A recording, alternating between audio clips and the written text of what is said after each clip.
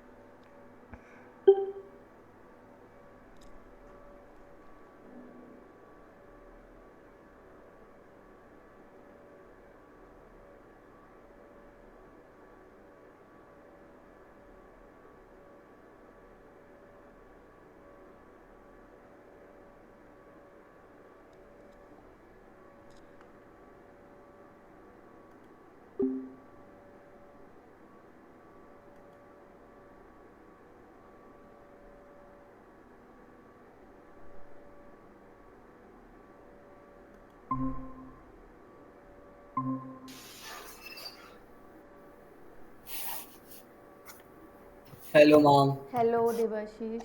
In which link you were there? Zoom वाला जो आपने दे रखा था। अच्छा, okay. So you haven't seen क्या message क्या? अच्छा, okay. No ma'am. कोई ना. Yeah, I was waiting for in this link ना. I was not finding you. Hello, hello ma'am. ma'am. Yeah. Sorry. अच्छा मैम, मेरे को सिलेबस मिल गया, मैं आपके साथ अभी शेयर कर रही Okay. हूँ। Okay, ma'am. हाँ? Yeah. Okay, so how was the first day of school? Ma'am it was okay good. See, you given me two reply. One is okay and one is what was that? Good. Okay. Ma'am I can't tell you what the teacher ma'am chemistry वाली teacher तो has to be Hindi Hindi वाली teacher ma'am she looks like it and ma'am syllabus का syllabi कर दिया उन्हें syllabi. Syllabi. So yeah, that is the correct vocabulary. If they are specifically saying about any certain syllabus na, then they can use that word syllabi. Ma'am so is she correct और wrong? She was correct. Ma'am मुझे कुछ ज्यादा ही अच्छी And why लगी। you are going according to look? Okay, अच्छा ऐसे look पर जाओगे तो फिर मैं काय की faculty दिखती हूँ? नहीं ma'am she is like you know actually the Hindi वाली teacher she sounds also like one of those. Oh, okay, chalo. Hindi What about teacher. the others? They started with the first chapter of yours, if I'm not wrong, in No, no, Hindi, or ma'am. that They was just an don't. introductory class today? No, ma'am, no introductory. It was like, Full-fledged class. telling, ma'am, because, my class got into a lot of trouble, like the previous year, like, बहुत ज़्यादा. अच्छा, okay. So, now they were giving them disciplinary actions and stuff. Ah, yeah, so that means today was the like expectation day, what they expect from your side. Yes, ma'am, and for bio now, in like April, like 7th April, I would have my UTs and all. Hmm? Okay, no problem. You are actually way, you can say, um, beyond when it comes to the course. I get Okay? it, ma'am. I am. Yeah. Okay, so yes, कहाँ थे क्या पढ़ रहे थे? I forgot. Ma'am हमने एक second में book ले Open the लें। book and let me know. मैंने आपको monohybrid और dihybrid करवा दिया if I'm not wrong. Wait a minute, ma'am. Ma'am, but ma'am, bio वाली teacher is like okay. Like she's not bad. Good na? Good for you. See, if the school teachers are good, you will get the help from both the side. One subject, two teachers are there teaching you the syllabus. But if help is not getting from their side, then we need to work a little more. Ma'am but ma'am I didn't get one thing ma'am like अब What? Lab coat कहाँ से order करूँगा मैं? क्या order कर दिया? Lab coat. Lab coat कहाँ से? You can get directly from market. You can easily purchase. Lab coat कहीं पे मिल जाता है बच्चे. मैम कोई स्पेसिफिक शॉप क्योंकि I don't think stationery shops में मिलेंगे। No, no. It will you will get to those shops ना. आपका स्कूल का टाई अप होगा ना for dress. मैम हमारा स्कूल नहीं देता लैब कोट वरना मैंने अभी नहीं लैब पूछ। कोट नहीं बोल रही ड्रेस स्कूल ड्रेस. हाँ मैम वो तो देती है। You will get that on garment shops. तो स्कूल ड्रेस जहाँ से लेकर आते हो वहाँ एप्रन मिल जाएगा. मैम अभी मैं स्कूल ड्रेस ही लेके आ रहा हूँ, नहीं है वहाँ पे। ऐसा क्या? तो मैम आई थिंक अमेज़न पे मिल जानी चाहिए, बट साइज का है ना। Quality of the cloth also matters then ना। मैम लैब कोट की क्वालिटी का मैटर करती है। अरे होता है ऐसा, वो कई बार बहुत थिक या बहुत थिन हो जाता है, फिर अच्छा नहीं लगता पहनने पे, पूरा टाइम उसको लैब में पहन के इरिटेशन होता है। मैम तो आपको ही बता दो मैम। बोला ना उस पे मिल जाएगा गारमेंट शॉप्स पे। Ma'am stage it's very hard to find जो गारमेंट शॉप। स्कूल ड्रेस के साथ डील करते हैं वहाँ पे। मैम वहाँ पे तो नहीं है मैम, वहाँ पे पूछ के आया हूँ। मैम वो डिटी है, डिटी ब्रेड क्रॉस ना। डाई हाइब्रिड दैट इज डिटी अच्छा डिटी। हाँ, डाई हाइब्रिड, मैंने उसको दूर से थोड़ा वो एच टी जैसा चलो दिखता ओके, है। So let's get to the next topic. कोई डाउट पड़ा कि नहीं? मैम पढ़ा मैम, डिटी लाइक वो है ना कोई जिसमें डाउट? दो, एक स्मॉल टी, एक बड़ा T, so both if someone ask you कि जब वन कैरेक्टर को स्टडी करोगे तो कौन सा क्रॉस होता है, तो आंसर क्या मोनो दोगे? हाइब्रिड क्रॉस, मोनो हाँ, हाइब्रिड। Mono monohybrid. और अगर दो को स्टडी करोगे तो डाई हाइब्रिड। Dihybrid. बिल्कुल करेक्ट है। ठीक है, two character at a time.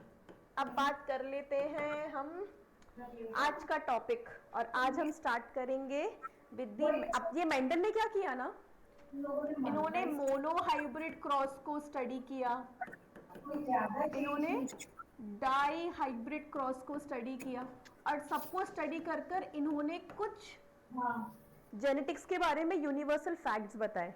Jin universal facts को, अरे एक बहुत अच्छी सी बात बताती, अच्छी तो क्या है वो बात, पता है मेंडल ने ना इतने साल तक काम किया, वो एक्चुअली मैम साइंटिस्ट थे। इंडियन वही बंदा है ना मैम जो बायो में मैच डाल रहा था। हाँ हाँ, वही है वही है, ये फादर ऑफ जेनेटिक जिन्हें कहते हैं हम। तो पॉइंट टू नोट है देवाशीष कि मेंडल जो थे ना वो खुद साइंटिस्ट नहीं थे, वो ना प्रीस्ट थे। प्रीस्ट समझते हो? नॉट प्रीस्ट, बेसिकली मॉन्क समझते हो? मॉन्क, वो मॉन्क्स कौन होते हैं?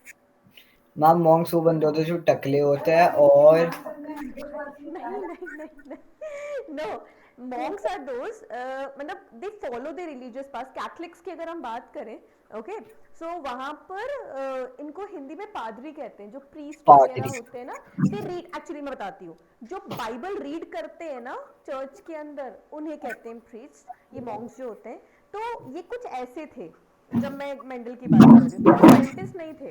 तो हुआ क्या, उन्होंने बहुत सारा काम किया, बट मैंने आपको प्रॉब्लम बताया था ना कि प्रॉब्लम क्या हुआ, इतना सारा साइंस के अंदर मैथ्स को ऐड करने की वजह से बाकी साइंटिस्ट को दिक्कत हो गई थी। तो उन्होंने पूरा काम किया और उनकी अल्टीमेटली डेथ हो गई, ठीक, एक सर्टेन मैम टाइम के बाद। Mendel gone bye bye ta-ta. हाँ, मेंडल के जाने के बाद there were three scientist.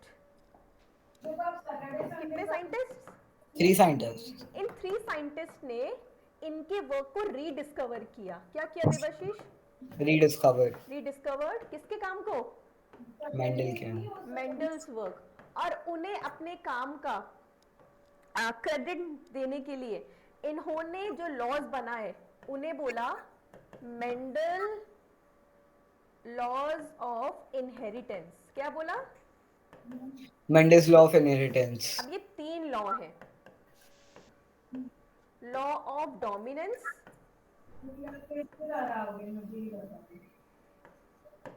Law of segregation,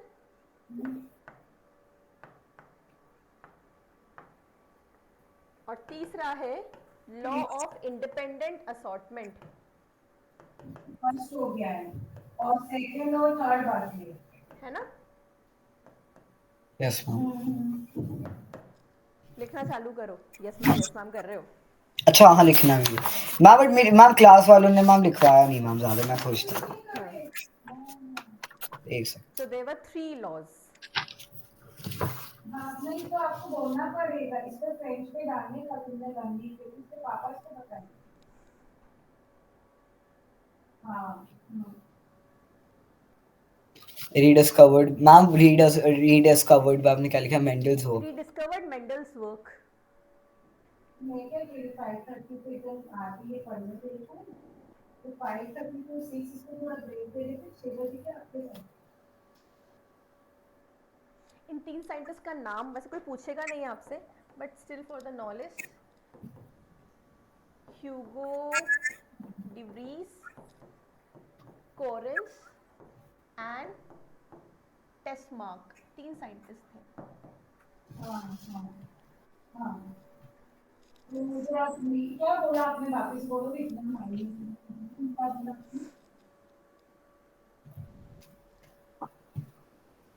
अभी तीनों लॉज अपन पढ़ेंगे आज ना।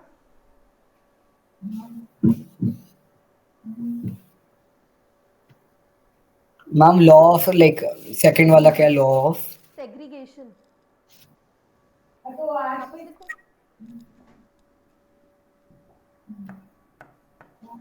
यस मैम अब दिख रहा है क्लियरली, बता देना एक बार। डन मैम लिख दिया ओके। और तीसरा लॉ ऑफ इंडिपेंडेंट असॉर्टमेंट। चलो अब ये क्या है एक एक करके एक्सप्लेन करते हैं। तो मुझे पहला तीसरा क्या था लॉ ऑफ इंडिपेंडेंट असॉर्टमेंट। तो आप है ना मेरे को कैश पेपर दे दो तो मैं इसको कैश पे लिखवा दूं। हाँ independent assessment assort, assort, ASSORT। Assortment okay ठीक, ओके चलो। सो अब इसके अंदर बात की जाए तो पहला law, law of dominance. Ma'am मुझे वो देखी नहीं आपकी स्क्रीन बहुत ज्यादा जूम्ड है ना स्क्रीन बहुत ज्यादा जूम्ड है ना मैंने आपका वो लॉ ऑफ जो जूम्ड भी आपने है। लिखा वो दिखा ही नहीं अच्छा ओके, मतलब मुझे स्क्रीन छोटी करने की रिक्वायरमेंट है। आई गेस मैम क्योंकि मुझे आपने जो भी आई गेस ऊपर कुछ तो लिखा है गेस अच्छा ऐसा क्या, एक मिनट। हाँ ना, मुझे भी पता नहीं लग रहा कि कितना शो कर रहा है स्क्रीन को। मैम आप कैमरे में देख सकते हो अपना जहाँ पे मुझे देख रहे हो तो आप अपने आप को भी देख हाँ सकते हो पर इसमें क्या है ना, जूम में क्या था, अपन दोनों हाफ हाफ शो होते थे तो मुझे पता था कितनी दिख रही है। आज मुझे मेरी स्क्रीन छोटी दिख रही है इसलिए मुझे पता नहीं लग रहा कि कितना कवर कर रहा है। Change layout. Ma'am change layout पे आप कुछ नहीं कर सकते मैम जो आपका कैमरा है जहाँ से लाइक जो आपका डिवाइस कनेक्टेड है जिससे आप लाइक जिससे आपका void like you know board है आपको उसको थोड़ा जूम आउट करना पड़ेगा हाँ समझ गई मैं, एक मिनट रुको।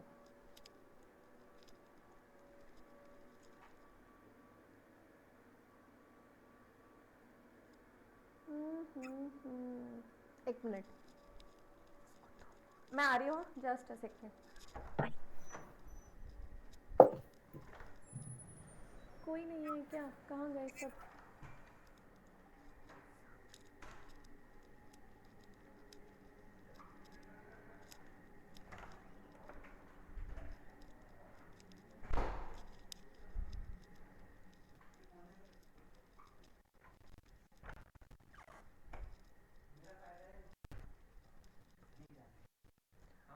कोई टेक्निकल डिपार्टमेंट से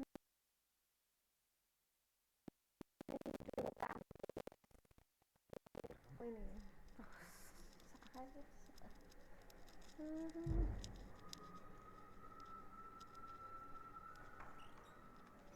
ओके आई कॉल्ड समवन ना, दे आर कमिंग। ओके अभी कितना दिख रहा है मुझे बता देना। लॉ ऑफ डोमिनेंस दिख रहा है लिखा हुआ? Not Audible, not Audible. Ma'am यहाँ पे आपका सर है ना मैम वो मैक्सिमम लिमिट है ठीक है ओके, आउ गॉट इट। ठीक है तब तक मैं अपना लिखती हूँ, मेरा सर। मैम थोड़ा नीचे हाँ नहीं थोड़ा और नीचे और नीचे और नीचे थोड़ा और नीचे। हाँ यहाँ पे ठीक है परफेक्ट मैम ठीक है okay. Law of dominance, no issue, मैं आपके साथ एडजस्ट कर सकती इसमें लिखो out of the pair of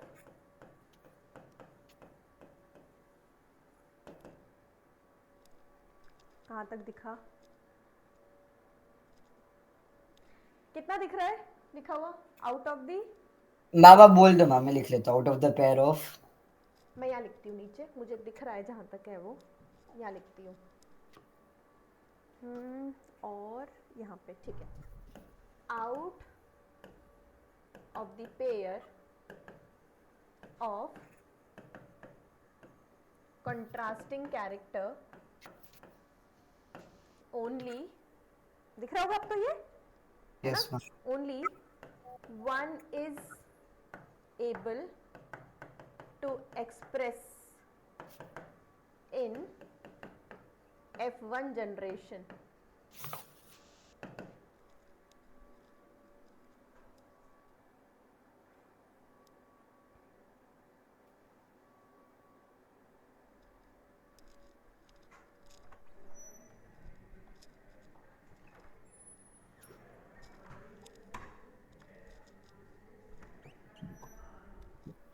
Ma'am, ये लिखा Fig and Express in F1 generation. F, अच्छा F1. मैम थोड़ा वो ऐसे से लिख दो F1 जनरेशन। मैम एक बार आप F1 जनरेशन का फिर बोल सकते हो क्या था? मुझे लाइक ये मैं बहुत बार-बार F1 भूल। जनरेशन बनाकर दिखा रही हूँ अभी, 2 मिनट वापस से। मैम F1 जनरेशन वही ना जो हमने चार्ट बनाया था वो। हाँ वही वही वही वही वही। हाँ फिर तो बता।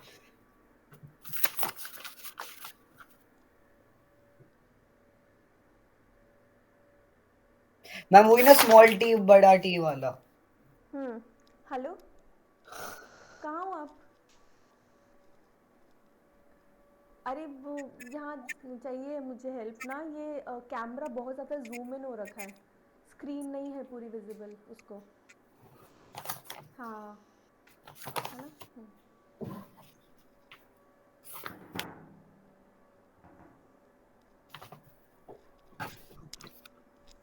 ओके, अभी बता रही हूँ मैं आपको F1 जनरेशन।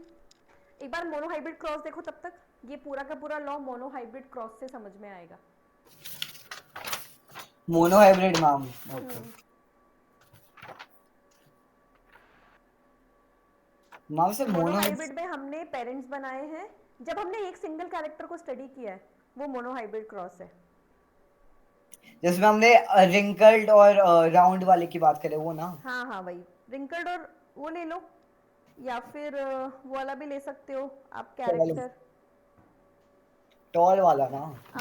कोई टॉल वाला, टॉल हाइट वाला। तो अब देखो क्या लिखा है मैंने लॉ में, अब उसको हाइट के हिसाब से लेके चलो कि जब मैं बात कर रही हूँ दो कंट्रास्टिंग कैरेक्टर्स की, जैसे कि मैंने हाइट में बात की, एक टॉल हाइट होती है और एक ड्वार्फ हाइट होती है, करेक्ट है? तो टॉल और ड्वार्फ हाइट के अंदर कोई एक ही अपने आप को F1 में एक्सप्रेस कर पाएगा। किसने किया था अपने आप को एक्सप्रेस, टॉल ने कि ड्वार्फ ने? मैम टॉल नहीं किया था, है ना? तो जो अपने आप को F1 में ये भी पूरा नहीं लिखा मैंने, जो अपने आप को F1 में एक्सप्लेन करता है, F1 में एक्सप्रेस करता है, उसे डोमिनेंट कैरेक्टर कहते हैं। क्या कहते हैं देवाशीष उसे? डोमिनेंट। तो क्या बोलोगे? जो कैरेक्टर अपने आप को F1 में एक्सप्रेस कर दे उसे डोमिनेंट कहते हैं, जो नहीं कर पाता उसे उसको रिसेसिव रिसेप्टर। कहते हैं। क्लियर हुआ? ओ यस मैम। ये हमें याद रखना है। ओके, सो आगे लिखो उसमें एक लाइन, मैं बोल रही हूँ, है ना? लिखो, the one which express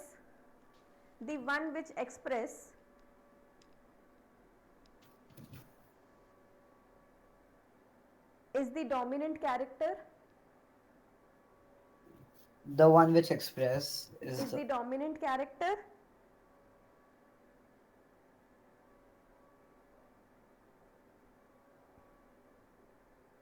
and the unexpressed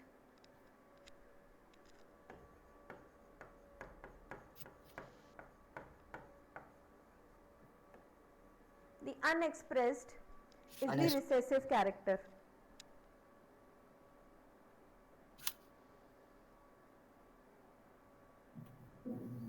recessive character. Okay. ठीक है? Yes ma'am. ब्रैकेट में लिखना हेट्रोजाइगस कंडीशन।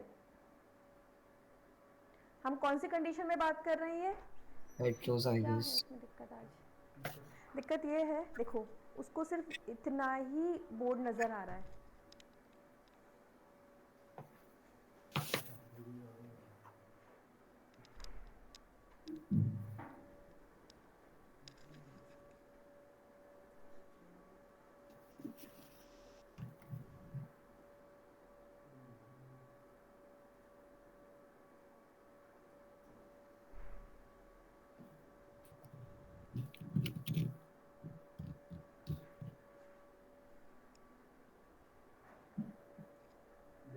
हाँ,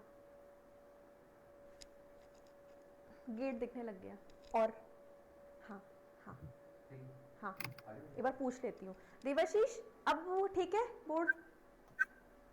अब ज़्यादा दिख रहा मैम है? अभी तो हाँ ज्यादा दिख है रहा ना? है, थोड़ा ज्यादा। ओके, अभी के लिए सिर्फ इतना ही पार्ट विजिबल था, है ना? ठीक, हाँ, ओके। अभी भी कुछ डिफिकल्टी हो तो मुझे बता देना, है ना? मैं लिखना चालू करती हूँ ताकि पता लग सके कि कितना आपको शो हो रहा। चलो मैं न्यू पे लिखती हूँ।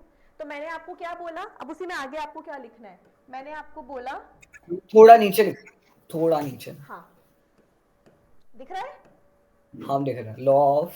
हाँ, अब सुनो, अब मैं एक्सप्लेन कर रही हूँ। वो तो वो लाइन लिखवाई है जो आपको लिख कर आनी है एग्जाम में अगर लॉ पूछा जाए तो।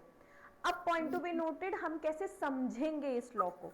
तो हम ऐसे समझेंगे कि लॉ ऑफ डोमिनेंस के केस के अंदर हमने जब बात की थी कौन से क्रॉस के बारे में देवाशीष? मोनो हाइब्रिड क्रॉस के बारे में। तो हमने कितने कैरेक्टरिस्टिक स्टडी किए? One character. कितने कैरेक्टर स्टडी किए? One character. तो मान के चलो कि हमने जो ये कैरेक्टर स्टडी किया था वो कैरेक्टर हाइट का था। कौन सा था? हाइट का। तो अगर पेरेंट्स, अगर फादर की हाइट कैसी थी देवाशीष? देखो टीचर हमारा तो देखो फादर की हाइट टॉल थी और मदर की हाइट डॉर्फ थी। तो F1 के अंदर बच्चों की हाइट क्या नजर आ रही थी, ये बताओ? विदाउट नोटिंग तो मैम रिकॉर्ड F1 जनरेशन में सारे बच्चे कैसे थे? टॉल की डॉर्फ? टॉल। टॉल। ये है लॉ ऑफ डोमिनेंस। अब पढ़ो, पढ़ के देखो, बोर्ड पर देखो और पढ़ो। जब हम दो पेरेंट्स लेते हैं और वो दोनों पेरेंट्स, मतलब हम जब दो कैरेक्टर लेते हैं, हमने एक टॉल कैरेक्टर लिया, एक डॉर्फ कैरेक्टर लिया, जब इनको मेट करवाते हैं तो F1 जनरेशन में हमेशा कौन सा रिजल्ट शो होगा? वो जो कैसा होगा? वो जो कैसा होगा देवाशीष? डोमिनेंट। तो कहने का मतलब हमेशा F1 में कौन सा कैरेक्टरिस्टिक शो होगा? जो टॉल। टॉल होगा। अब बताओ रिसेसिव कैरेक्टर कौन सा हो गया? मैम डॉर्फ होगा मैम। Very good. तो यहाँ पर जो जो डॉर्फ है वो कैसा कैरेक्टर है? तो जो एक्सप्रेस हुआ वो डोमिनेंट, जो एक्सप्रेस नहीं हुआ वो रिसेसिव। इसे बना लो, ठीक है? तो वहां नीचे लिख लो ये डोमिनेंट कैरेक्टर है। क्यों डोमिनेंट है बेटा? क्योंकि एक्सप्रेस हुआ, एक्सप्रेस्ड। जो एक्सप्रेस नहीं होता उसको क्या बोलते हो? अच्छा एक बात बताओ देवाशीष, अगर यहाँ पे सारे बच्चे डॉर्फ हो जाते तो फिर डोमिनेंट कैरेक्टर कौन हो जाता? मैम डॉर्फ ही होता है बस। करेक्ट। और टॉल क्या हो जाता? रिसेसिव। तो अब याद रहेगा कि हम डोमिनेंट कैरेक्टर को किससे एक्सप्रेस करते हैं? अच्छी कौन सी कंडीशन थी यहाँ पे जीन्स की? हेट्रोजाइगस कंडीशन में। कौन सी कंडीशन में देवाशीष? जाइगस मैम। हेट्रोजाइगस। हेट्रोजाइगस का मतलब जब टॉल और डॉर्फ साथ में आएंगे तो टॉल और डॉर्फ में से जो अपने आप को एक्सप्रेस कर पाया वो कौन बन जाएगा? वो डोमिनेंट कैरेक्टर बन जाएगा, ठीक है?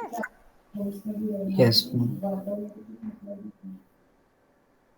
मैम, बस एक बार थोड़ा साइड हो जाए तो मैं बना लूंगा। अभी आपको ब्लैक स्क्रीन ही दिख रही है या और भी कुछ दिख रहा है? मैम जो आपकी साइड में थोड़ी और जगह बस वही दिख रही है। अच्छा वो भी दिख रही है, नीचे प्लग वगैरह भी कुछ दिख रहे मैम हैं? थोड़ी सरफेस एरिया बढ़ गई है मेरे हिसाब से। अच्छा ओके।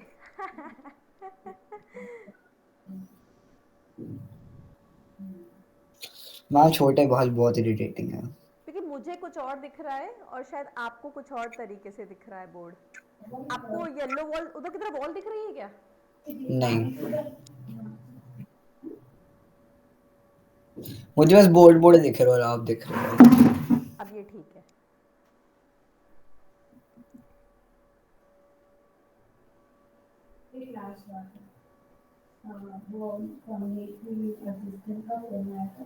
आपके छोटा भाई भी है क्या? No ma'am. किसकी बोल रहे हो? मैम मैं किसी को नहीं बोल रहा मैम, मेरी मम्मी बैकग्राउंड में बात कर रही है किसी से तो। Done ma'am.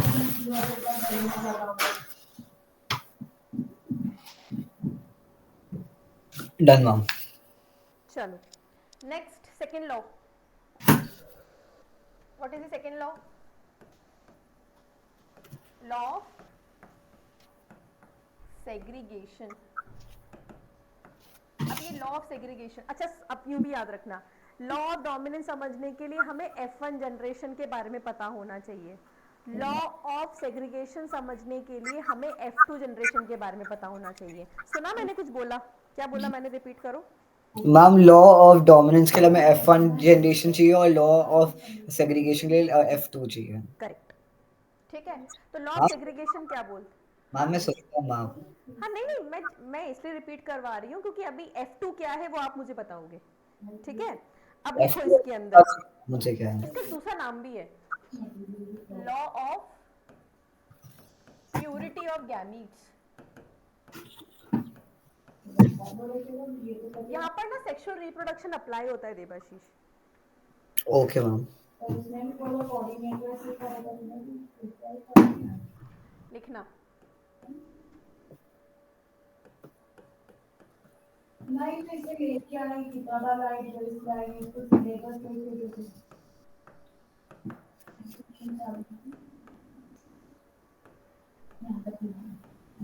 जो जीन्स होती है ना वो एक दूसरे से सेपरेट होती है। कब सेपरेट होती है?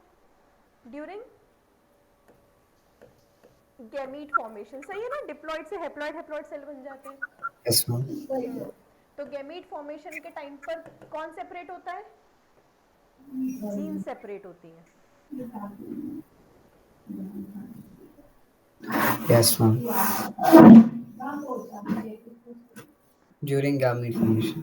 तो गैमीट फॉर्मेशन के टाइम पर जो जीन्स होती है वो सेपरेट होती है। और देबाशीष अगर ये सेपरेट नहीं होती तो हमें नए नए कॉम्बिनेशंस नहीं मिलते, है ना। लिखो, separate at time of gamete formation and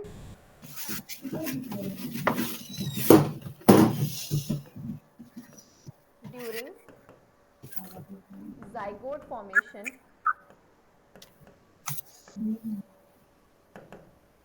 including zygote formation during fertilization लिख लेते हैं। ड्यूरिंग फर्टिलाइजेशन क्या होगा? फर्टिलाइजेशन में न्यू कॉम्बिनेशंस आर फॉर्म्ड।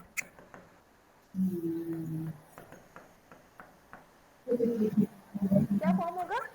नए कॉम्बिनेशंस फॉर्म होंगे, ठीक है। एग्जाम्पल के लिए हमने बात की अभी कि F1 जनरेशन में सारे बच्चे कैसे मिले थे? टॉल। Yes ma'am. जब इन टॉल और टॉल को मेट करवाया तो हमें F2 जनरेशन में क्या मिला बच्चे?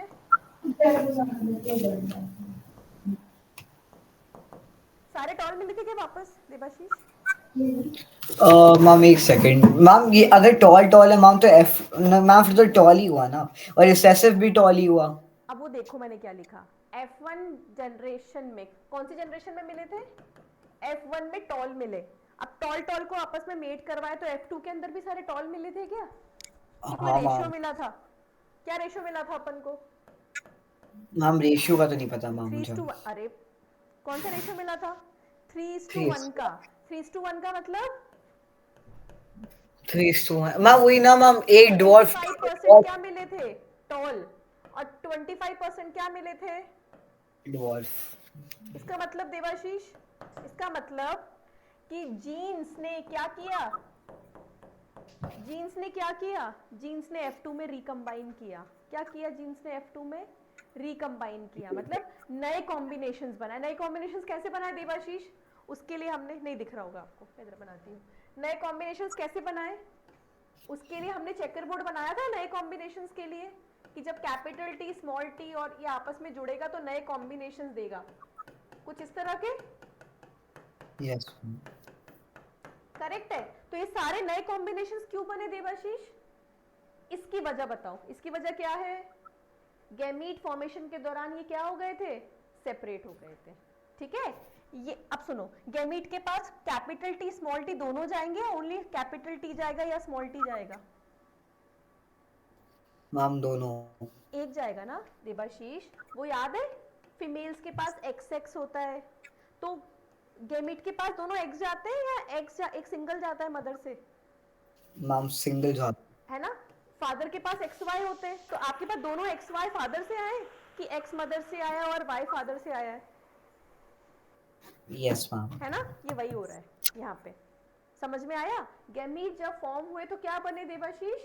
न्यू कॉम्बिनेशंस बने, और इन नए कॉम्बिनेशंस की वजह से ही टॉल प्लांट्स ने क्या दिया? टॉल भी वैरायटी दी, डॉर्फ भी वैरायटी दी। बना लो। Yes. अभी मैं आपको बुक से पढ़वाऊंगी, फिर आपकी बुक में लिखा हुआ है।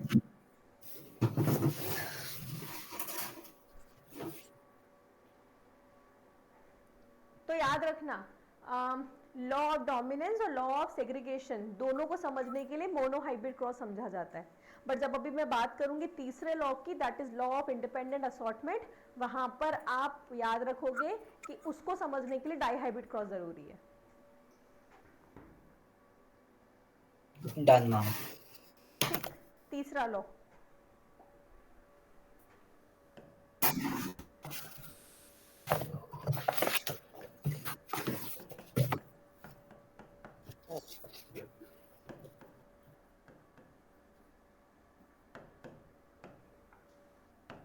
लिखो इसके अंदर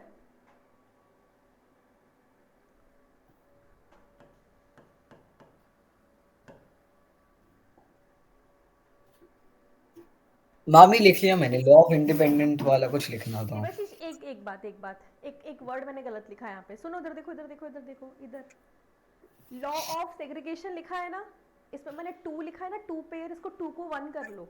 मुझसे वो गलती से 2 लिखाई में आ गया, 1 आएगा बेटा। माँ मैंने पेयर हुआ ना? मैंने पेयर ऑफ जीन लिखा, मैंने 2 भी नहीं लिखा। अच्छा ओके ठीक है। देखो ये क्या हुआ, 1 पेयर की 2 पेयर? मैम पेयर हुआ ना मैम। पेयर ना, हाँ, तो मतलब 1 की बात कर रहे हैं ना। अब मैं जब अगला लॉ लिख रही हूँ तो मैंने क्या लिखा है? 2 पेयर्स। 2 पेयर का मतलब 2 पेयर। 2 पेयर हो गए, ठीक है। Ma'am 2 legs.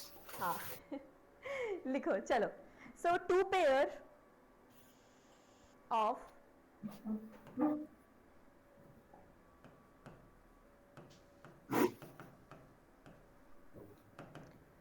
दिख रहा है ना, contrasting character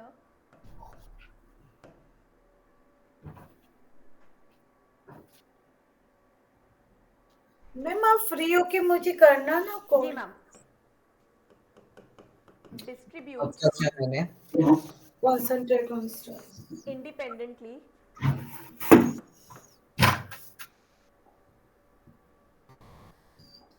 distributes independent of each other। मैं समझाती हूँ क्या बोल रहा है।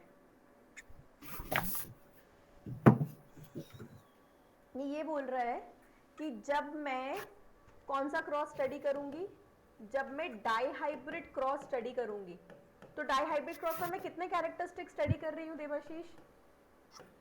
मैम डायहाइब्रिड में मैम आप कर रहे हो 4। 2 कैरेक्टर कितने स्टडी कर रही हूँ?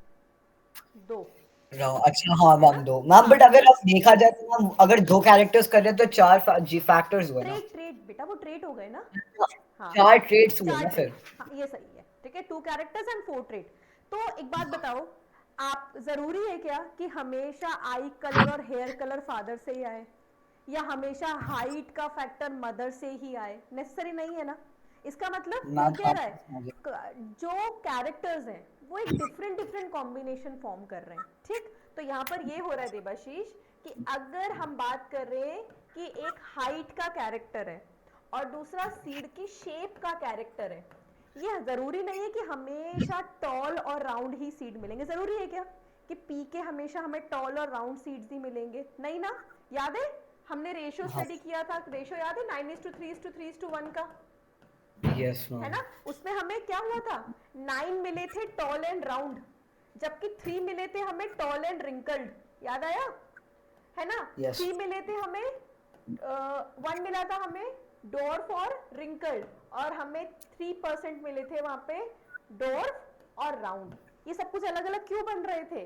क्योंकि इन दोनों कैरेक्टरिस्टिक्स ने क्या किया, एक दूसरे के सेपरेटली मूव किया, ठीक है। तो इस सेपरेटली मूवमेंट की वजह से ही इसी को क्या कहते हैं देवाशीष, इंडिपेंडेंट असॉर्टमेंट।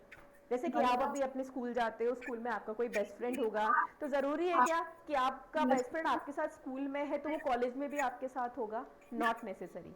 इसको इंडिपेंडेंट असॉर्टमेंट कहते हैं। आया समझ जो मैम ने समझाया? मैम बेसिकली वो ज्यादातर आपके साथ ही है बट जरूरी नहीं है। जरूरी नहीं है, करेक्ट। ठीक, डन। चलो अब बुक ओपन करोगे और पढ़ोगे इसे लिखने के बाद।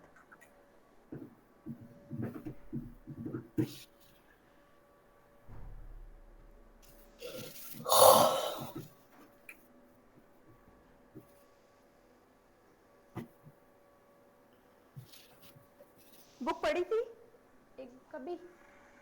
हाँ मैम आपने तो बोला था होमवर्क के लिए पढ़ने के लिए। टेस्ट कैसा गया? सॉरी मैं भूल ही गई टेस्ट का पूछना। टेस्ट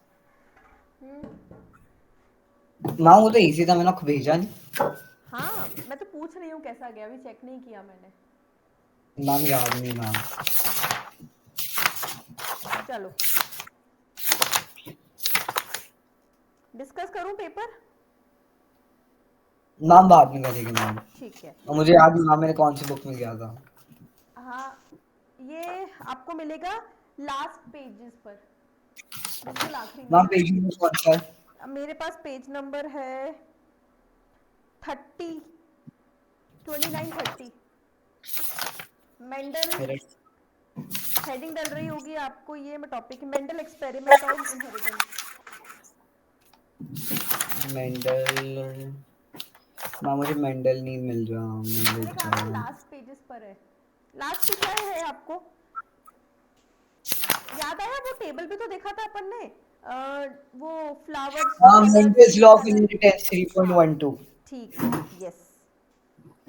चलो पढ़ो लॉज ऑफ इनहेरिटेंस पढ़ो, इसमें क्या लिखा हुआ है? Out of a pair of contrasting characters present together, only one is able to express itself, while the other remains suppressed. The one that express in the is the dominant character, and the one unexpressed is the recessive. The recessive character can express only when the pair consists of both recessive homozygous तो ये अब express recessive. कब, मैंने आपको क्या बोला? Express कब कर पाएंगे ये अपने आप को? जब होमोजाइगस कंडीशन में हो, करेक्ट ना देवाशीष? ये कब Yes, ma'am. ड्रॉप कैरेक्टर कब शो होगा? जब दोनों स्मॉल टी हो, करेक्ट है ना? जब भी कैपिटल टी और स्मॉल टी साथ में आएगा तो हमेशा कौन अपने आप को एक्सप्रेस करेगा? Capital T, correct? Yes ma'am अगर गलती से भी कैपिटल टी टी के साथ आ गया तो कैपिटल टी है। करेक्ट, हमेशा कैपिटल टी अपने आप को एक्सप्रेस करेगा। मैम तो एक सेकेंड, अगर मैम तो बेसिकली जो अगर पेरेंट्स लंबे हैं, अब नहीं एक पेरेंट लंबा है दूसरा नहीं है, तो बेसिकली जो बच्चा होगा वो टॉल ही होगा। नहीं नहीं नहीं नहीं नहीं नहीं नहीं, जरूरी थोड़ा है कि अब ह्यूमंस के अंदर टॉल कैरेक्टरिस्टिक हमेशा डोमिनेंट हो। मैंने आपको अभी वो बात समझाई थी। मैंने याद है आपने सवाल पूछा था कि अगर स्मॉल टी अपने आप को एक्सप्रेस कर देता तो फिर डोमिनेंट कैरेक्टर क्या हो जाता? एग्जाम्पल देती हूँ, याद है? ऑस्ट्रेलिया वाला एग्जाम्पल दिया था। कंगारूस की ज्यादातर ऑस्ट्रेलियंस की हाइट ज्यादा होती है, क्यों? क्योंकि उस पॉपुलेशन में डोमिनेंट कैरेक्टर क्या हुआ? टॉल। टॉल हाइट है। अगर ये बात चाइना के लिए बोलूंगी तो डोमिनेंट कैरेक्टर क्या है? मैम चाइना की बंदे लंबे होते हैं मैम, ऐसी हाँ बात नहीं है। हाँ, बट मोस्टली कैसे होते हैं? मोस्टली की बात हो रही है ना यार। ऐसा थोड़ा मैम है कि ऑस्ट्रेलियन सबकी हाइट 6 फीट से ज्यादा होती है, ऑस्ट्रेलिया में भी ऐसा नहीं होता। मैम चंडीगढ़ के बंदे बहुत लंबे होते हाँ हैं, अब छः बोलो, पाँच। हाँ तो मैं वही तो कह रही हूँ आपसे। तो मुझे एक बात बोलो कि चाइना की पॉपुलेशन में डोमिनेंट कैरेक्टर क्या है? Ma'am small eyes I guess. हाँ समझ गए। तो जो एक्सप्रेस होता है वो डोमिनेंट और रिसेसिव कहलाता है, ना कि डोमिनेंट अपने आप को हमेशा एक्सप्रेस करता है। क्लियर हुआ? यस जो अब क्या बोलोगे, वापस बोल के बताओ मैम को। जो एक्सप्रेस हुआ वो डोमिनेंट कहलाएगा, ठीक है? वो टॉल और ड्रॉप दोनों हो सकते हैं। ठीक, अगला पढ़ो। law segregation, the also called the law of purity of gametes. The two members of a pair of factors separate during the formation of gametes. They do not blend but segregate or separate into different gametes. The gametes combine together by random fusion at the time of zygote formation. अब ऐसे याद रखना, देखो trick. जब आप बात याद रखोगे लॉ ऑफ सेग्रीगेशन के बारे में, तो याद रखना कि आप बात कर रहे हो ब्रदर और सिस्टर के बारे में। जब आप बात कर रहे हो लॉ ऑफ इंडिपेंडेंट असॉर्टमेंट के बारे में, आप बात कर रहे हो टू फ्रेंड्स के बारे में। समझ में आया? तो ब्रदर और सिस्टर भी अलग अलग पाथ फॉलो कर सकते हैं, क्लियर हुआ? तो गैमीट्स के फॉर्मेशन के टाइम पर जीन सेपरेट होती हैं, अलग अलग मूव करती हैं गैमीट्स के अंदर, ठीक है? मदर से एक एक्स जाता है, फादर से वाई आता है अगर बॉय है तो। फीमेल के केस के अंदर मदर से भी एक्स आ रहा है, फादर से भी एक्स आ रहा है, ठीक? अगला Yes. Law of independent assortment. When there are two sets of characters, the distribution of the alleles of one character into the alleles of independent or of the other character are seen in the production of gametes on the F1 hybrid in the dihybrid cross. मैंने simple लिख दिया इसको एक line में। क्या लिखा मैंने? Two pairs Two of the pairs contrasting called genes एक दूसरे से सेपरेट आउट होती है, ठीक है? चलो आगे क्या लिखा हुआ है आपकी कॉपी बुक में? Application of Mendel law. हाँ ma'am. हाँ, ये भी पढ़ लो। A knowledge of the basic Mendelian principle gave us an idea about the new combination in the progeny of hybrid and enable us to predict the frequency. Such information is of great इसका मतलब importance. समझाओ क्या बोल रहा है ये? मतलब ये हम ये समझ रहे हैं देवाशीष कि मेंडल को एक्चुअली हम कहाँ कहाँ अप्लाई कर रहे हैं, हमारे लिए क्या बेनिफिट है सब कुछ पढ़ने का। तो हम ये स्टडी कर सकते हैं कि ज़्यादातर पॉपुलेशन कैसी मिलेगी। जैसे हम उस दिन स्टडी कर रहे थे ना आपकी फैमिली का चार्ट, तो वो क्यों कर पा रहे हैं हम स्टडी? क्योंकि मेंडल ने हमें ऐसा कुछ सोल्यूशन बताया है, ठीक है? अगला Such information is of great importance to both plant and animal breeder for producing better breeds. Last New type of plants combinations of useful character can be produced by hybridization. Okay, Mutation is a sudden change in one or more genes or in the number or in the structure of correct. अगर chromosomes. मुझे कोई दो characteristics को आपस में combine करना हो, मतलब हाइब्रिड बनाना हो, तो भी मैं ये टेक्निक यूज़ करूंगी कि मुझे किसी प्लांट का शूट सिस्टम अच्छा लग रहा है, किसी का रूट सिस्टम अच्छा लग रहा है, मैं उनके कैरेक्टर्स को आपस में कंबाइन कर सकती हूँ, ठीक? इन तीनों पॉइंट से कोई डाउट एक बार ढंग से देख लो और मुझसे पूछ लो अगर हो तो। अगला क्या टॉपिक दे Next. रखा है उसमें? एक लास्ट टॉपिक म्यूटेशन है क्या? Ma'am. सिकल सेल एनीमिया और रेडियो एक्टिव रेडिएशन वाला, करेक्ट? चलो Ma'am. मैं आपको बताती हूँ ये क्या है ना? सो पॉइंट इज म्यूटेशन क्या होता है। अब मैंने आपको बोला देवाशीष, इधर देखो बोर्ड पर हेडिंग रखेंगे हम म्यूटेशन। और अगर हमसे ये बात बोली जाए देवाशीष, मैंने आपको बोला कि एक क्रोमोसोम है ना? उस क्रोमोसोम के पास क्या अवेलेबल होगा?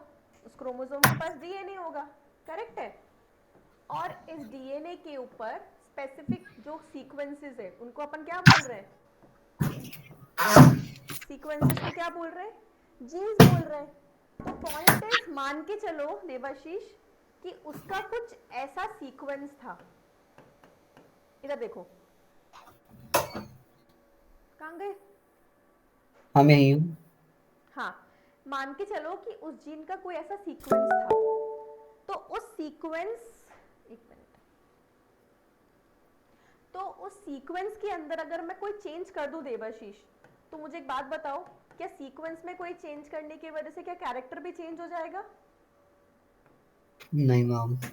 ऑफ कोर्स हो जाएगा देवाशीष, हमारे पास एक स्पेसिफिक सीक्वेंस है। अच्छा एक बात सोचो, ये पेन है एक, इस पेन को मैं दो हिस्सों में तोड़कर इसके बीच में एक पेंसिल का हिस्सा जोड़ दूं, तो ये अभी भी पेन रहेगा क्या? मैम देखो अगर पेन, हाँ पेन ही रहेगा मैम. नहीं रहेगा। क्यों क्यों रहेगा? अब वो पेन पेंसिल और पेंसिल कंबाइन हो गई है। मैम तो पेन पेंसिल. हम्म, तो सही है ना? पहले वो पेन था, अब वो पेन पेंसिल कुछ हो गया, तो ये म्यूटेशन है। म्यूटेशन क्या होता है? Any change in the genes. तो जीन्स में होने वाला कोई भी चेंज, कोई गड़बड़ जो हुई है, उसको अपन म्यूटेशन कहते हैं। लिखो म्यूटेशन क्या होता है? Sudden change in the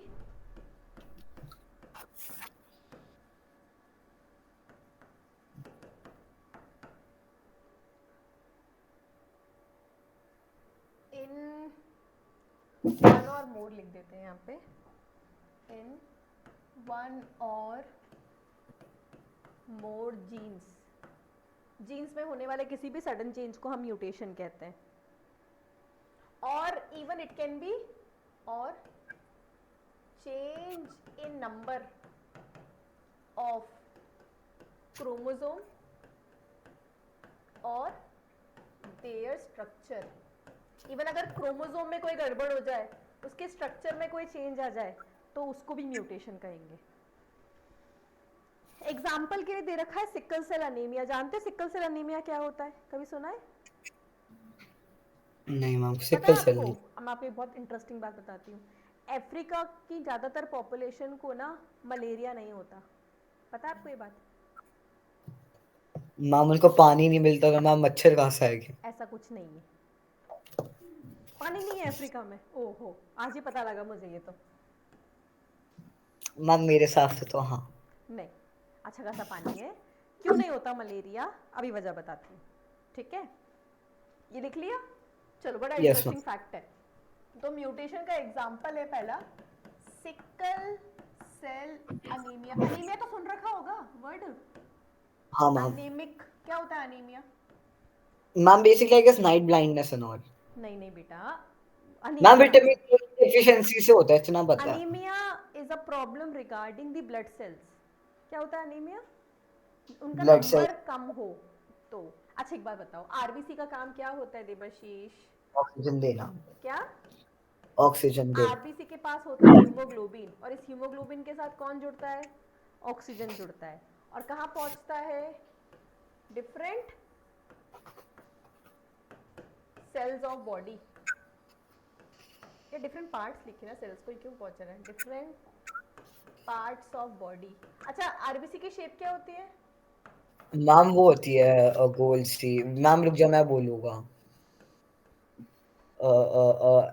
amoeboid तो उसकी होती है, वाइट अमीबॉइड ब्लड नहीं सेल। होती, हाँ। क्या हाँ होती तो है? वाइट ब्लड सेल बोला तो मैंने मैम, राउंड शेप्ड होती है। अरे क्या? राउंड, हाँ ठीक है, राउंड शेप कह सकते हो। बाई कॉनकेव होती है बेसिकली, वो डिस्क शेप होता है बेटा। कौन सा शेप होता है? डिस्क। डिस्क शेप की होती है। अब सुनो, एक फैक्ट बताती हूँ। अब क्या होता है, आरबीसी बनती है, और आरबीसी का बनना है मतलब कोई जीन एक्सप्रेस हो रही है, ठीक है, जीन बना रही है। But yes. कहीं बार उस जीन के सीक्वेंस में कोई चेंज आ जाता है, और आरबीसी का शेप चेंज हो जाता है देबाशीष। आरबीसी का शेप हो जाता है क्रेसेंट। ये कौन सा शेप है हमने बनाया है जो? Crescent shape. और इस आरबीसी के क्रेसेंट शेप को क्या बोला जाता है देबाशीष?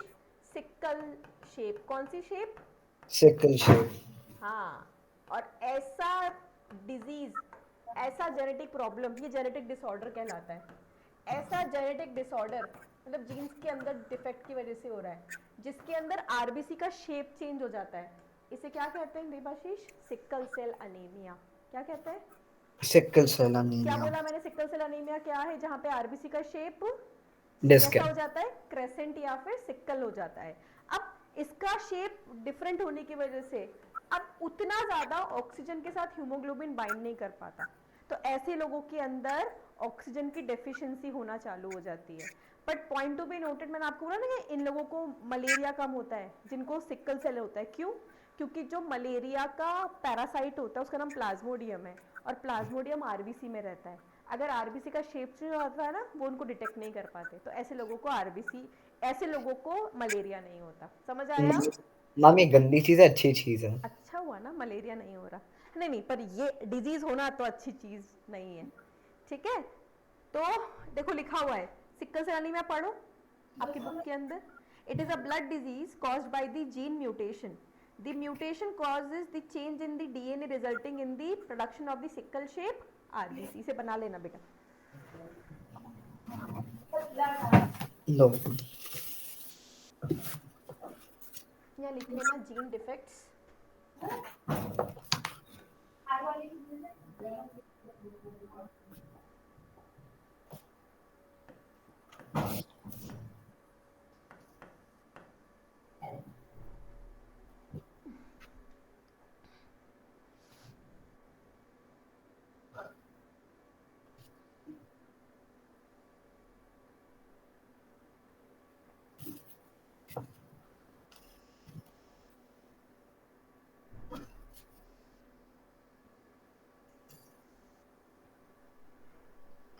मशीन वाली को भी बुलाऊं क्या भैया? ये कपड़े सूख रहे थे।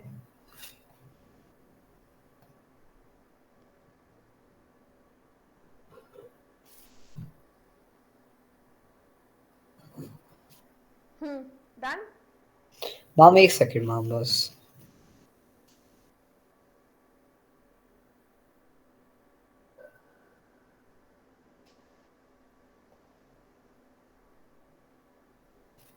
आपने सुना है कभी world war second, Japan atomic explosion हुआ था, हिरोशिमा नागासाकी? होगा मैम। हाँ, पढ़ो, उसमें लिखा हुआ है। अच्छा हाँ, उससे भी तो बहुत हुआ था मैम। रेडियो उनके एक्टिव रेडिएशन वाला। बच्चे टेढ़े आने लगे थे। हाँ, रेडियो एक्टिव रेडिएशंस ने क्या किया? रेडियो एक्टिव रेडिएशंस ने म्यूटेशन कॉज किया, जिसकी वजह से उनके जेनेटिक कंटेंट में चेंजेस देखे गए। Also, after the gene structure and their effects, can be seen the generation after generation. An atomic explosion which had occurred during World War II, 1945, in Japan, Hiroshima, and Nagasaki, had led to the number of deformities in the body of plants and animals which are still अभी persisting. भी हैं वो problems, permanent effect आ गए, है ना? चलो, ये Yes. Topic हमने डन कर लिया। अब थोड़ा ऊपर चलेंगे। अगला हेडिंग डालो, सेक्स लिंक्ड इनहेरिटेंस। क्या मैम? मैं लिख रही हूँ, ये वैसे पढ़ा दिया मैंने आपको, बट आप लिख लेंगे। हेडिंग डालो, सेक्स लिंक्ड इनहेरिटेंस। मतलब वही एक्स क्रोमोसोम वाई क्रोमोसोम वाली बात। Okay.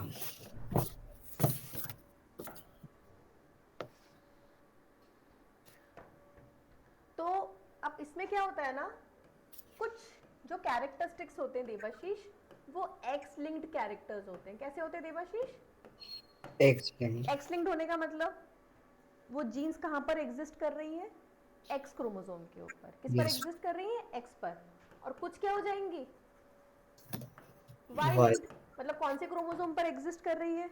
Why पे मैम? अच्छा, सवाल पूछूं, क्या वाई क्रोमोसोम के ऊपर कोई जीन है, वो कैरेक्टर क्या फीमेल में शो होगा क्या? नो मैम, वाई फीमेल में नहीं होगा। करेक्ट। एक्स वाला? एक्स मैम दोनों में होगा। करेक्ट, दोनों में शो होगा। ठीक है, तो लिखो एक्स लिंक्ड कैरेक्टर्स कौन कौन से होते हैं। ये डिजीजेज हैं एक्चुअली।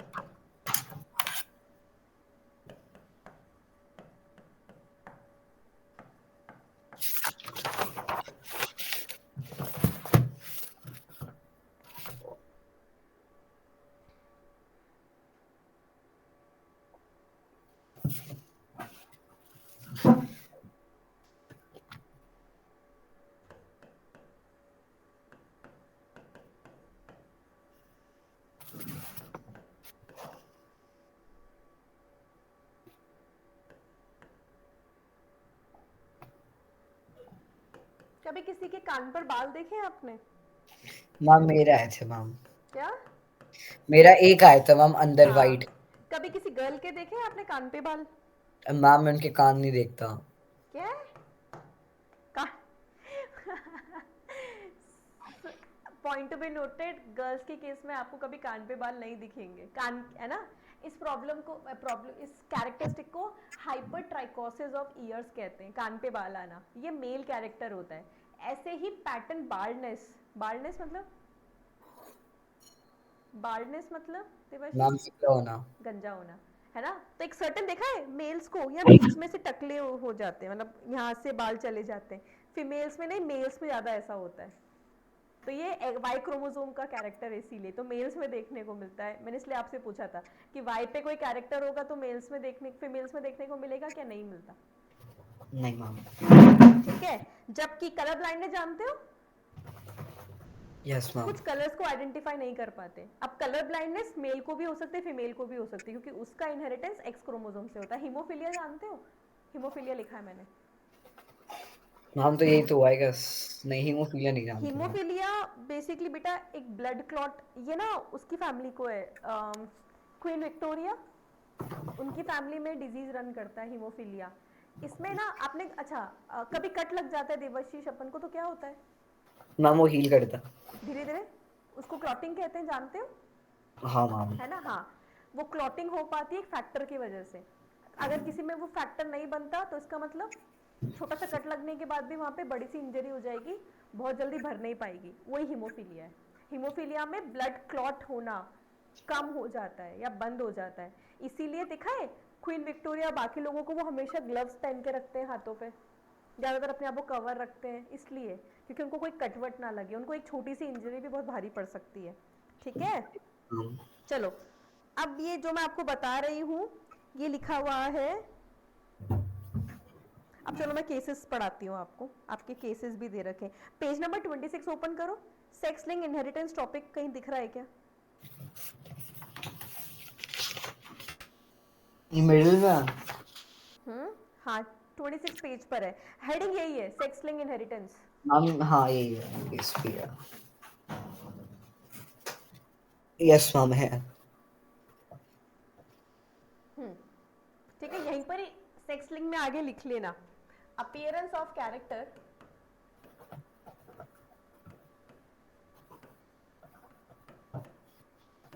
ड्यू टू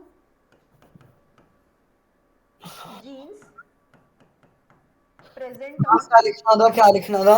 सेक्स मैंने लिंक। मैंने मैंने appearance of character due to the genes present on either X और वाई क्रोमोसोम्स। तो अगर जीन्स इस पर मिलेगी तो कैरेक्टरिस्टिक तो ऐसे शो होगा। चलो मुझे कर कर बताना एक आप। मैम क्या लिखना था, एक बार वापस बता दो यार। Appearance of character due character due to genes present on either X और वाई क्रोमोसोम।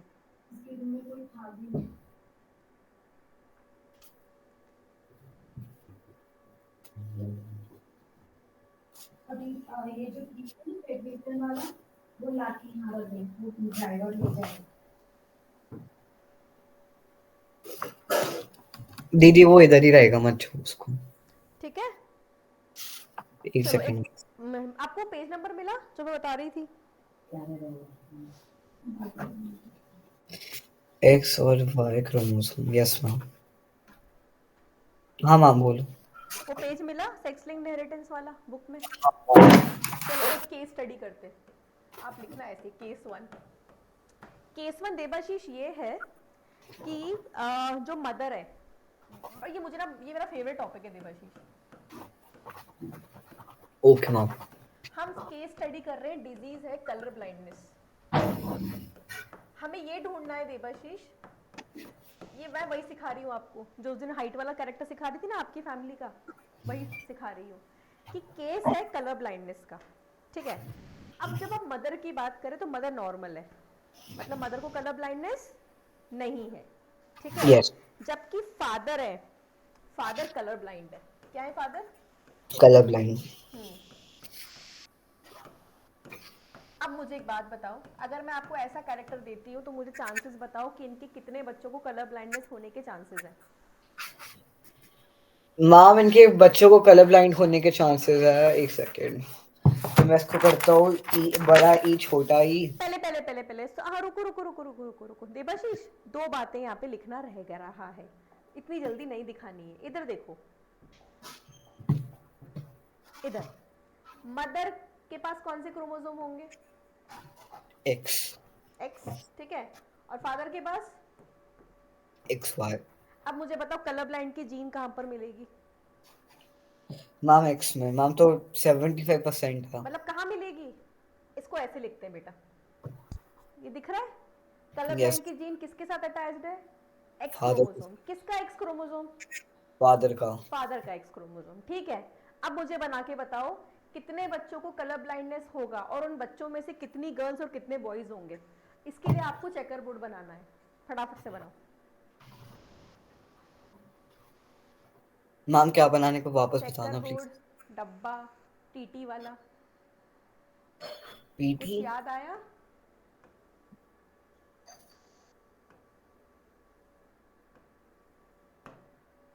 बनाओ, मुझे अच्छा बताओ, ये।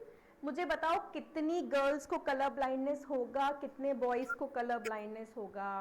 मैम देखो मैं पहले लिख देता हूँ एक्स एक्स, फिर ऊपर लिख देता हूँ एक्स सी वाई। तो ये हो गया X X C X X C X Y X Y. Ma'am तो दो लड़के और मैम अगर दोनों लड़कियों को कलर ब्लाइंडनेस होगी और जो लड़का है मैम उनको नहीं, उसको नहीं होगी। ओके, चलो अब मैं आंसर करती हूँ, किसी को भी कलर ब्लाइंडनेस नहीं होगी, ठीक है। Not possible. अब मुझे कॉपी दिखाओ कैसे बनाए हो। आप बनाए सही हो वैसे, जहाँ तक मुझे लगता है। थोड़ा सा और इधर शिफ्ट करो, हाँ इधर, हाँ आप ठीक रहा है मुझे। ओके चलो, बिल्कुल सही बनाया है। इधर देखो, आपने ऐसे बनाया, इधर रखी मदर की जीन्स XX, इधर रखी फादर की जीन। मैं इसका कलर चेंज कर देती हूँ, फादर की जीन पे वो ये कुछ C ऐसा है, ठीक है। तो हमने जब इनको आपस में जोड़ा तो पता लगा कि ये कुछ XX XX XY XY बनेगा।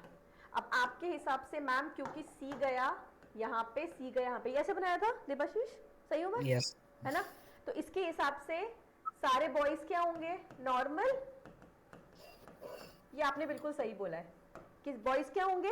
नॉर्मल। पर अब सुनो, गर्ल्स यहाँ पर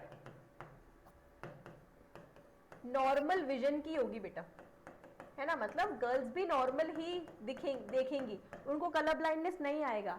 बट यहाँ पे गर्ल्स इस डिजीज के लिए कैरियर हो जाएंगी। क्या हो जाएंगी डिजीज के लिए? कैरियर। कहने का मतलब देवाशीष, कलर ब्लाइंडनेस एक तरह का रिसेसिव डिसऑर्डर होता है। कैसा होता है देवाशीष? रिसेसिव। रिसेसिव डिसऑर्डर होने का मतलब है कि इसको एक्सप्रेस होने के लिए क्या होना जरूरी है? इसको एक्सप्रेस होने के लिए दोनों डोमिनेट। क्रोमोसोम्स पे मौजूद होना जरूरी है। मतलब मदर और फादर दोनों को होनी चाहिए। मदर फादर नहीं, हाँ इसके, हाँ हाँ बिल्कुल बिल्कुल बिल्कुल करेक्ट, आई एम सॉरी, हाँ आपने यहाँ सही बोला है कि ये एक्चुअली किसको भी, अगर यहाँ मदर को भी होता तो फिर यहाँ पे बेटियों को होने के चांसेस बढ़ जाते। तो मैम गर्ल्स यहाँ पर क्योंकि एक ही सिंगल C कैरी कर रही है, वो क्या हो गई? कैरियर। कैरियर होने का मतलब देवाशीष, अब उनकी आने वाले जनरेशन को होने के चांसेस बढ़ जाएंगे। अच्छा सुनो सुनो सुनो, उसको आगे बनाते हैं देवाशीष। अगर मदर की जीन्स ऐसी होती और फादर नॉर्मल होता, अब बताओ केस 2। अच्छा दिख ही मैम नहीं क्या? रहा, दिख नहीं रहा, दिख नहीं रहा, सॉरी एक मिनट। अगला केस बनाओ, केस 2। पहले वो लिख लेना प्लीज। ये लिखा आपने? हाँ मैम। हाँ, गर्ल्स नहीं, कैरियर होंगी। लिख देता हूँ मैम। और वो भी लिखना please, colour blindness recessive disorder होता है, मतलब दोनों पे जीन्स होना जरूरी है। देवाशीष यहाँ तो दोनों पे, और फिर अगर ये बात, अच्छा ये बताओ, ये कलर ब्लाइंड होगा कि नहीं होगा? मैम कौन? मैम ये नहीं होगा। होगा। ऊपर। उसकी उसको उस बेचारे को तो कभी भी एक्स नहीं मिलेगा ना दूसरा देवाशीष। मैम तो ये कैरियर है इधर फिर। इधर इधर इधर इधर, गर्ल्स के केस में 2 एक्स होते हैं, ठीक है। तो दोनों एक्स के ऊपर कलर ब्लाइंड की जीन होना जरूरी है। पर बॉयज के केस में तो हमेशा एक ही एक्स जाएगा, इसका मतलब एक पर भी हो जाएगा तो दिख जाएगा, बेचारे बॉयज। चलो केस 2 बना के दिखाओ, मेरे को पता लगे आपको समझ में आया कि नहीं आया। मदर ऐसी है, फादर नॉर्मल है और मदर कैरियर है। अब बना के बताओ कितने गर्ल्स और बॉयज को कलर ब्लाइंडनेस होगा?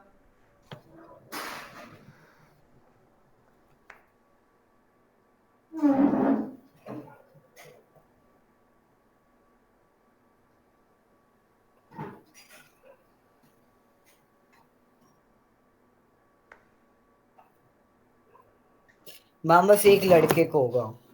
एक लड़के को हाँ। या दोनों लड़कों को? एक लड़के को। एक हाँ एक मैम। नहीं बोलो, गलत बोल रहे हो, एक नहीं बोलो। परसेंटेज कितने मैम परसेंट? 25%। हाँ, तो एक लड़का नहीं हुआ, 25% हुआ। तो कहने का मतलब अगर मैं इसे ऐसे बनाती हूँ तो एक तरफ हो गई मदर, एक तरफ हो गए फादर। फादर नॉर्मल जीन ही ट्रांसफर कर रहे हैं। मदर के केस के अंदर एक के ऊपर C है, तो ये C, ये C। तो और गर्ल्स कैसी होंगी ये तो बताया ही नहीं। मैम गर्ल्स एक कैरियर तो होगी बस। 25% कैरियर। बॉयज क्या हो जाएंगे? कलर और ब्लाइंड। मतलब और 25% सॉरी, हाँ 25%। मैम 25% क्या? कितने हो जाएंगे बॉयज? मैम बॉयज 50% हो जाएगा। नॉर्मल हो जाएंगे, ठीक है। और गर्ल्स 25% क्या हो जाएंगी? कैरियर। Yes ma'am. और 25%